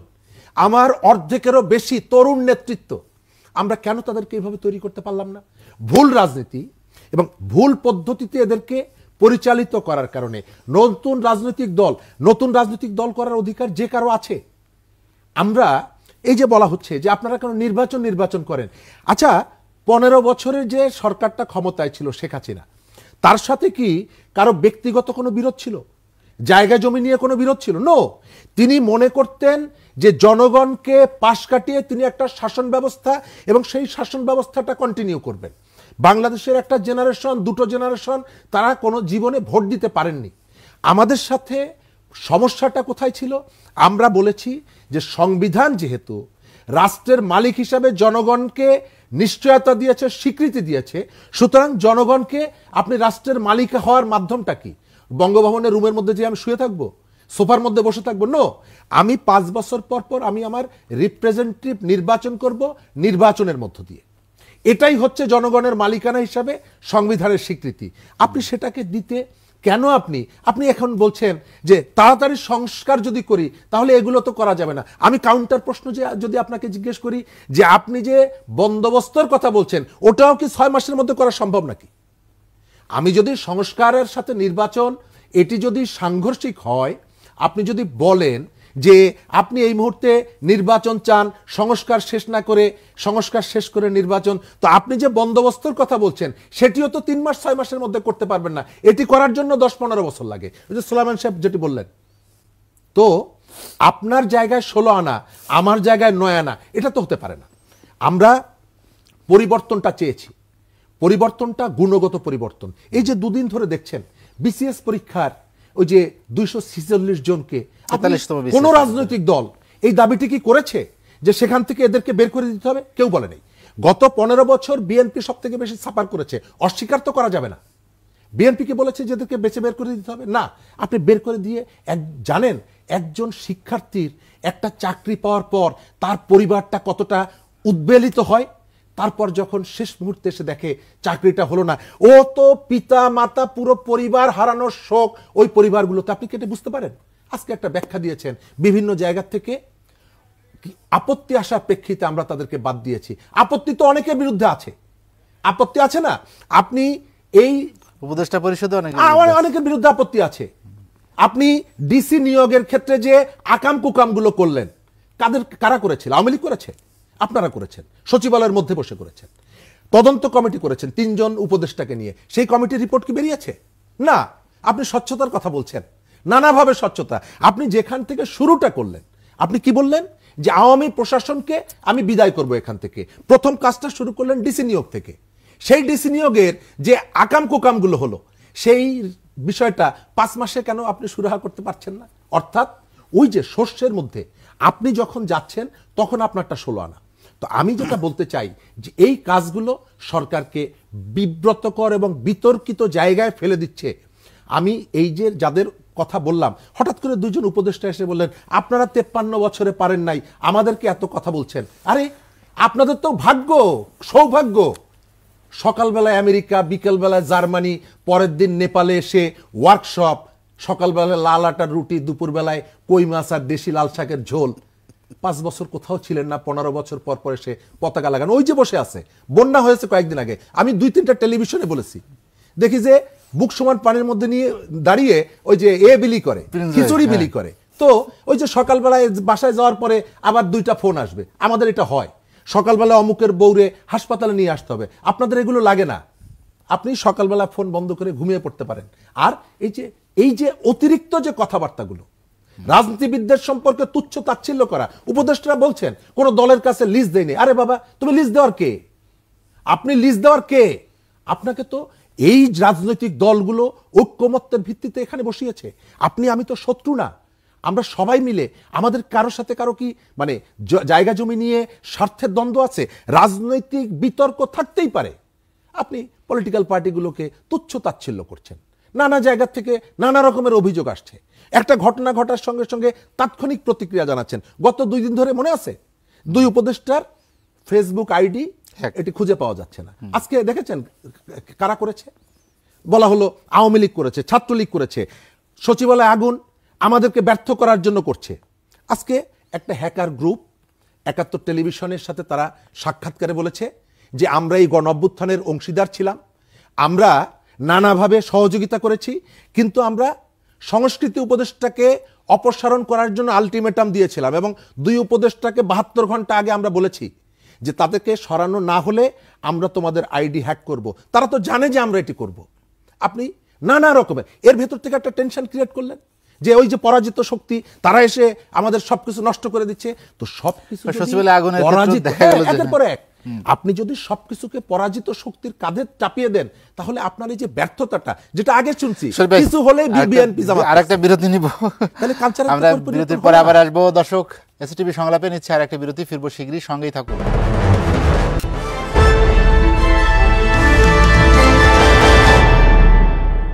দেখছেন এসটিভি সংলাপ। বিরতির পর আমরা আবারও ফিরছি আলোচনায়। সৈয়দ ইমরান ছেলে প্রিন্স, আলোচনা শেষ করবো, হাতের সময় কম। রাতে সেনাপ্রধান জেনারেল ওয়াকারুজ্জামান বিএনপি চেয়ারপারসনের সঙ্গে দেখা করেছেন সস্ত্রীক। সেটি একটি বিষয়ে, বিএনপি চেয়ারপারসনের যেমন বিদেশ যাওয়ার কথা চিকিৎসার জন্য, আবার তারেক রহমান সাহেবেরও দেশে ফেরার কথা।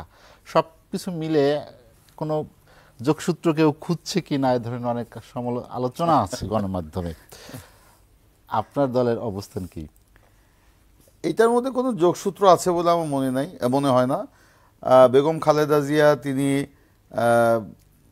বাংলাদেশের সাবেক সেনাপ্রধানের স্ত্রী, তো সেই হিসাবে সেনা পরিবারের সাথে ওনার তো একটা সুসম্পর্ক অনেক আগের থেকেই আছে, এবং বর্তমান সেনাপ্রধান সাবেক সেনাপ্রধানের স্ত্রীর শারীরিক খোঁজখবর নিতে গিয়েছেন, সাথে তার স্ত্রীকে নিয়ে গেছেন, মাত্র ওখানে নাকি ৪০ মিনিট অবস্থান করেছেন। তবে হ্যাঁ, বাংলাদেশের রাজনৈতিক বাস্তবতায় এটা তো একটা সিগনিফিক্যান্ট ঘটনা, তবে এইটাও তো একটা পরিবর্তনের লক্ষণ, তাই না? তো আগে যেটা সম্ভব ছিল না, এখন সেটা সম্ভব হচ্ছে। এটাও যে একটা ফ্যাসিবাদ মুক্ত পরিবেশে আমরা যে পরিবর্তন, রাষ্ট্রের যে পরিবর্তন দেখতে চাই, রাজনীতির যে পরিবর্তন দেখতে চাই, বা সব কিছুতেই যে একটা পরিবর্তন দেখতে চাই, এটাও কিন্তু সেই পরিবর্তনের একটা লক্ষণ বলে আমি মনে করি, এবং সেটাকে সাধুবাদ জানানো উচিত, এবং এটাকে অন্য দৃষ্টিতে না দেখে এটাকে সৌজন্যতা হিসাবে দেখা উচিত। এটার সাথে বেগম খালেদা জিয়ার বা বিদেশে যাওয়া বা তারেক রহমানের দেশে ফিরে আসার কোনো সম্পর্ক আছে বলে আমার মনে হয় না। একদম হচ্ছে স্রেফ একটা সৌজন্য সাক্ষাৎ। বেগম খালেদা জিয়া, আমি তো আগেই বললাম, উনি শুধু সাবেক সেনাপ্রধানের স্ত্রী না, উনি সাবেক রাষ্ট্রপতির স্ত্রী, উনি নিজে সাবেক প্রধানমন্ত্রী ছিলেন ৩ বারের, এবং ওনার স্বামী বাংলাদেশের স্বাধীনতার ঘোষক, এবং আধুনিক সেনাবাহিনী করার ক্ষেত্রে শহীদ প্রেসিডেন্ট জিয়াউর রহমান অর্থাৎ বেগম খালেদা জিয়ার স্বামী, তিনি যে অবদান রেখেছেন সেটা সেনাবাহিনী সকলেই সেটা স্মরণ করে। তো সেই হিসাবে সেনা পরিবারের একজন সদস্য বেগম খালেদা জিয়া, সেই হিসাবে সেনাপ্রধান তাকে দেখতে যেতেই পারেন, কারণ বেগম খালেদা জিয়া চরমভাবে অসুস্থ। গত ১৫ বছর তার উপর যে জুলুম নির্যাতন হয়েছে, যে বর্তমান সময়ে পৃথিবীর কোনো রাজনৈতিক নেতার উপরে এ ধরনের জুলুম নির্যাতন হয়নি, এবং তার চিকিৎসা পর্যন্ত বন্ধ করে দেওয়া হয়েছিল। তিনি এক পর্যায়ে মৃত্যু পথযাত্রী ছিলেন। তো তার উন্নত চিকিৎসার জন্য বিদেশে নিয়ে যাওয়া, এটা সকলেরই মানে একটা আহ্বান ছিল, এবং তার দেশি বিদেশি চিকিৎসকরাও বারবার এটা বলছিলেন। সে কারণে উনি হয়তো আগামী কয়েকদিনের মধ্যেই উনি উন্নত চিকিৎসার জন্য বিদেশে যাবেন। সেই সুযোগে বর্তমান সেনাপ্রধান সাবেক সেনাপ্রধানের স্ত্রী বা সেনা পরিবারের সদস্য বেগম খালেদা জিয়াকে দেখতে গিয়েছেন। তারেক রহমান দেশে ফিরবেন, এটাই বাস্তবতা। উনি নির্বাসিত জীবনযাপনে আছেন, বাধ্য হয়েছেন, এবং তিনি বলেছেন যে সকল মামলা প্রত্যাহারের পরেই তিনি দেশে ফিরতে চান। মামলা শেষ হওয়ার পরে উনি আইনগতভাবে উনি এটাকে শেষ করতে চান। এটা কোনো করুণা বা কোনো অনুকম্পায় উনি এটা প্রিন্স, হাতে সময় নেই, প্রিন্স ভাই আলোচনা শেষ করবো। আপনাকে অসংখ্য ধন্যবাদ। জহিরুল আলম, সেনাপ্রধান বিএনপি চেয়ারপারসনের সঙ্গে দেখা, সেটা রাজনৈতিক প্রভাব আছে কি না আমাদের বর্তমান রাজনৈতিক প্রেক্ষাপটে? কিছু তো ধরেন সিম্বলিক্যালি তো রাজনৈতিক প্রভাব অবশ্যই আছে, তবে এই ঘটনার মধ্য দিয়ে এটা মনে হচ্ছে যে বাংলাদেশ সেনাবাহিনীর যে বর্তমান প্রধান জেনারেল ওয়াকার, আমরা যে ছাত্র জনতার একটা বিরাট গণ অভ্যুত্থান আমরা দেখেছি, সেই গণ অভ্যুত্থান অবশ্যই সফলতার পেছনে বাংলাদেশ সেনাবাহিনীর প্রতিষ্ঠান, অনেক সব প্রতিষ্ঠানরাই এটার পেছনে সমর্থন জুগিয়েছে, এই পরিবর্তনকে স্বাগত জানিয়েছে। বাংলাদেশ সেনাবাহিনীও একটা পিভটাল রোল প্লে করেছে, এটাকে অস্বীকার করা যাবে না। বিগত মানে স্বৈরাচার আমলের 15 বছরের সেনাবাহিনীর নানা ভূমিকা নিয়ে, নানা ধরনের বাস্তবতা নিয়ে হয়তো সমালোচনা হয়েছে, কিন্তু বিপ্লবের তাদের ভূমিকা এবং এই পরিবর্তনকে আরও মিনিংফুল করার জন্য, আরও ফলপ্রসূ করার জন্য সেনাবাহিনীর পক্ষ থেকে একটা ইতিবাচক ভূমিকা কিন্তু আমরা বরাবরই লক্ষ্য করছি। এবং তাদের মানে সৌজন্যগুলোও দেখেন আপনি, যে সশস্ত্র বাহিনী দিবসেও কিন্তু ওনাদের সেনাবাহিনীর সিজিএস বেগম খালেদা জিয়াকে দাওয়াত করেছেন এবং উনি সেখানে জয়েন করেছেন। কাজে আমার মনে হয় যে এই সংস্কৃতিটা মানে আমাদের সামগ্রিক পরিস্থিতির উন্নয়নে এবং সুস্থ একটা পরিবেশ রচনার ক্ষেত্রে কিন্তু ইতিবাচক ভূমিকা পালন করবে। আমরা জানি যে উনি অত্যন্ত অসুস্থ, সেই হিসাবে সেনাপ্রধানের পক্ষ থেকে যে জেস্টার দেখানো হয়েছে, হুইচ ইজ ভেরি ওয়েলকামিং, এটা একটা সুন্দর ইতিবাচক প্রতীকী একটা তাৎপর্য বহন করে।